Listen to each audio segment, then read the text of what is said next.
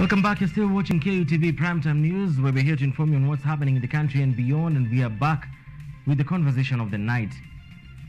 I called it initiation game, but someone told me this is no game. This is serious business. So we're here to talk about initiation as one of the rites of passage in the African heritage.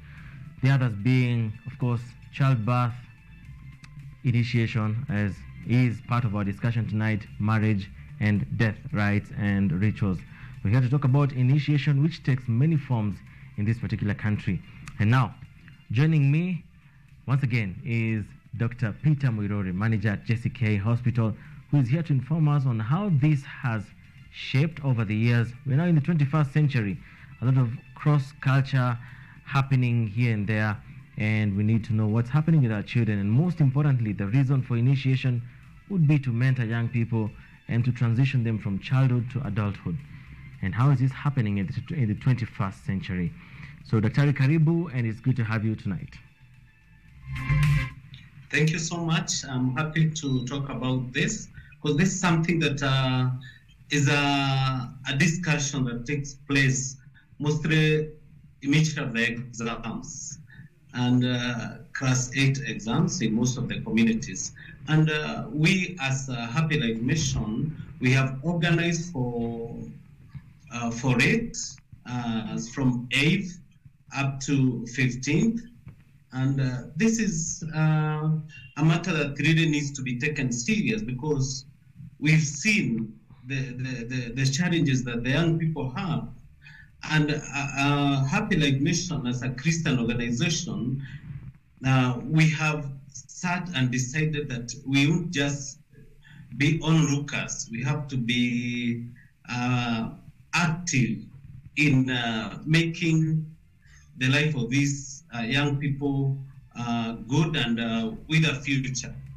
Happy Life Mission consists of overcoming faith, Happy Life Mission, Happy Life Children's Home, JCK Hospital in Rite, Sambu, that's a level 4 faith-based hospital, and one at Juja Farm, that is a level 3 hospital. And we have the Juja, the Happy Life Christian School at Juja, and also Faith Premier High School, also in Juja. This is they are all Christian organizations under one roof, Happy Life Mission. We have decided as from 8th to have boys and girls who are interested to come for our trainings, and our trainings will be focused on Christian values, adulthood, and a lot of lives, and many trainings that will be undertaken by qualified staff and professionals to make sure that these children or these youngsters will be ready for the secondary life that they'll be starting, and also adulthood. We also want them to be ready for life the way it is in future, and also to be good Christians. You know, with very good Christians, you also you'll be good citizens. So we want to support them in this, and we want to start the trainings on 8th of December for boys and girls up to 10th. Then we'll have the boys who will undergo the surgical service or the surgical operation, circumcision, and we'll train them, or we'll tell them, or to allay the anxiety of what circumcision is all about. Then we'll perform the surgical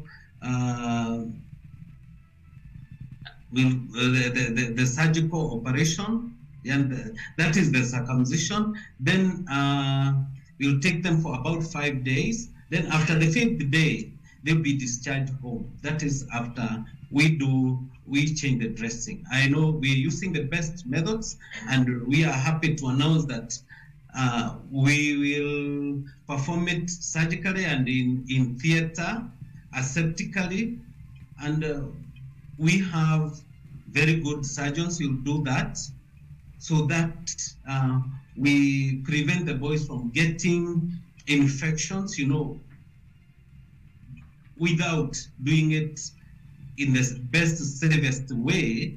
These children can end up getting infections of hepatitis B, HIV, and other diseases. We'll also check on them to see that before we do the surgical operation, minor surgery, we'll check on the boys, because you know very well that some children have problems with clotting problems and other diseases. So we'll have to check on the babies. We'll do some medical checkup on them. So we really want to tell people not to just take their children anywhere, because you might get bad infections and things that won't be good for the baby. All right. I'm glad you've taken. All right. Thank you, Dr. I'm glad you've taken time to explain what really happens. And for our KUTV viewers, Dr. Muiruri is not a new face, of course, in the program Focus on Health, where he has demonstrated the procedure that goes around the process of circumcision and how it can be done in a safe manner, even in this particular time. But you've mentioned something very key, where not only boys are coming to this particular session, you shall be having girls also being mentored, and many questions arise from parents and guardians. Who are these people mentoring my son or my daughter? Who is this person? Who are they? What do they do? And how? What is the process that is put in place to make sure that our children go through the right mentorship? So would you take a few time to explain who are the people, who are the right people, not just in your organization, but for people who are looking forward to taking their child for this particular process all over Africa, in different parts of the continent, and even beyond? Who are the right kind of people to be mentoring the young people in this particular time?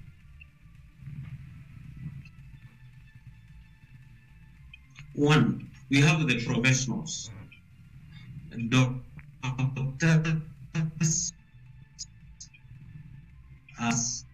we have pastors and laborers, and we also have bishop counselors. We'll be talking to them. We also have a group of other youngsters who have made it in life to come and encourage them, because we know we'll talk about drugs, alcoholism, cults and traditionalism, things that are negative, that are not positive for a growing youngster. We want to encourage them and to show them the right route and ways of behavior. We also want to show them, to train them on skills of life. Yeah, because we know automatically they'll go to secondary schools and they'll meet new friends. And when you go to a new place and you make a friend, most of the times people follow what their friends are doing. We'll try and encourage them, or show them ways of how to choose the best friends or good friends, so that who will not make them do bad things or join bad companies. We want to have them.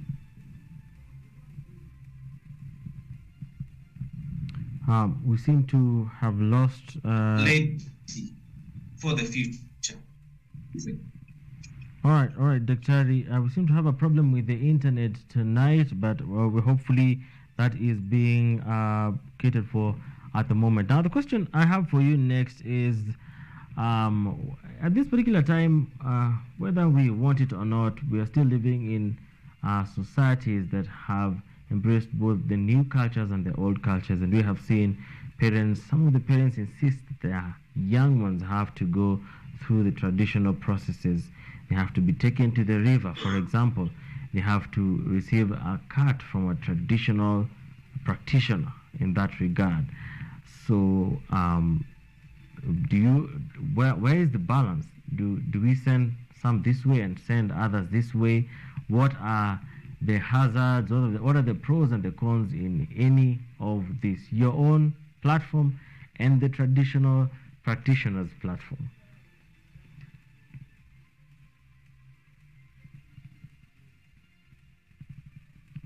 And we should not really argue about it. We've seen many diseases coming up. Really, HIV is here with us, hepatitis B, and the population has continued growing. So with the rise of population, you expect also those diseases to be more frequent or to be more people to have it. Now, if you want to do circumcision on a boy and you've not sterilized your equipment, what are you telling me? You want to do one surgery operation with an equipment, then you continue doing it to the other. What are we doing? Don't you think that we are also spreading the disease? And most of these diseases have no cure. I really want to encourage, even those ones going to them, it's very good to follow due process. I don't want to fight them, but to remember that we are in a very dangerous time where diseases come on. They're here with us and we can't ignore that. And chances of spreading the diseases are very high. And that is why for us, all the equipment that we'll use, they are sterilized in a hospital, in a level 4 hospital, registered by the government of Kenya.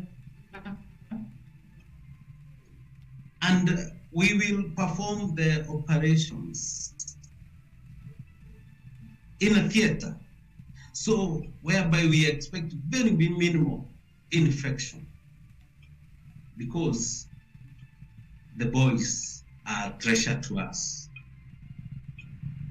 Yeah. All right, Dr. For the sake of time, I'm going to try to compress my next questions into one question as we wind up because of time constraints. First of all, is this just about Nairobi and its environs? Are you open to people from anywhere in the world who would like to undergo the procedure and the mentorship as well? And also, as we wind up, I would also ask you to tell us how people can actually reach out to you people and how can they register, even as seeing time is really moving closer to the particular date that you've given us as even we wind up. Yeah, we are open for all people. And we are ready for everyone. Our hostel is big. We have a hostel where the boys and girls will stay, and it is quite a big school. And the charges that we are asking for the boys is only 10,500, and for girls 5,000. We have a number where one can reach us. And the number is 0717 35 3148. That is 0717 35 3148. So anybody who is interested, anybody who wants their children to come and have the best training, please contact us. We are open for all. All right. Thank you. Thank you so much for joining us tonight, Dr. Peter Muiruri from JCK Hospital, and Happy Life Mission as a whole entity.